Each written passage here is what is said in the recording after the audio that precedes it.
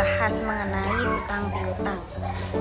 Mari kita bahas apa sih hutang piutang menurut agama Islam itu sendiri. Mulai dari pengertian. Nah, pengertian dari hutang piutang itu adalah memberikan sesuatu kepada seseorang dengan perjanjian bahwa dia akan mengembalikan sesuatu yang diterimanya dalam jangka waktu yang telah disepakati. Jadi kita harus membayar hutang kita dengan jangka waktu yang telah disepakati.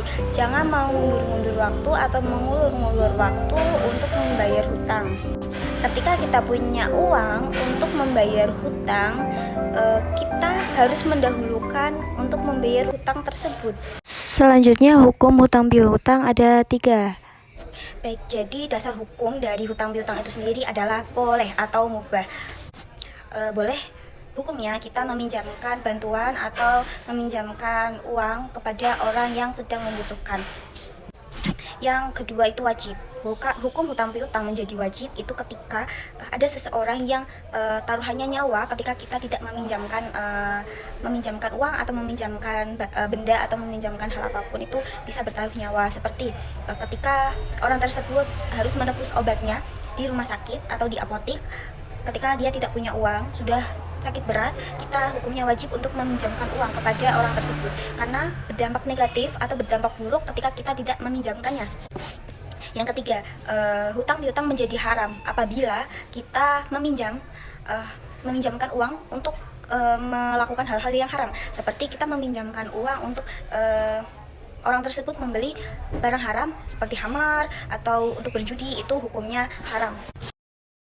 Nah, kemudian ini adalah adab dari hutang piutang. Pertama, seseorang yang memberikan hutang itu tidak mengambil keuntungan dari apa yang dihutangkannya. Jadi, kita itu tidak boleh membungakan hutang tersebut. Yang kedua, diadakan perjanjian hitam di atas putih, serta ada saksi yang bisa dipercaya. Jadi, ketika kita berhutang itu atau kita meminjamkan uang itu, sebaiknya ada salah satu saksi atau beberapa orang saksi di situ untuk bisa kita percaya ketika nanti salah satunya ada yang meninggal atau ada yang mungkir ya. Yang ketiga, seseorang yang berhutang berniat dengan sungguh-sungguh ingin melunasi hutangnya dengan cara halal pula. Nah, ketika kita meminjam uang itu wajib hukumnya untuk kita membayarnya. Jangan kita meminjam uang tujuannya meminjam tapi kita tidak mengembalikannya, atau ketika mengembalikannya pun kita dengan cara mencuri. Yang keempat ya, itu kita berhutang juga kepada orang yang berpenghasilan halal.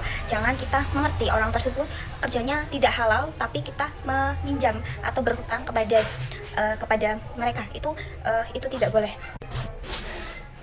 Yang kelima, berhutanglah dengan keadaan darurat atau terdesak saja. Jadi ketika kita berhutang itu kita hanya ketika kita benar-benar membutuhkan uang tersebut. Jangan kita berhutang untuk berfoya-foya atau membeli yang nggak kita butuhkan.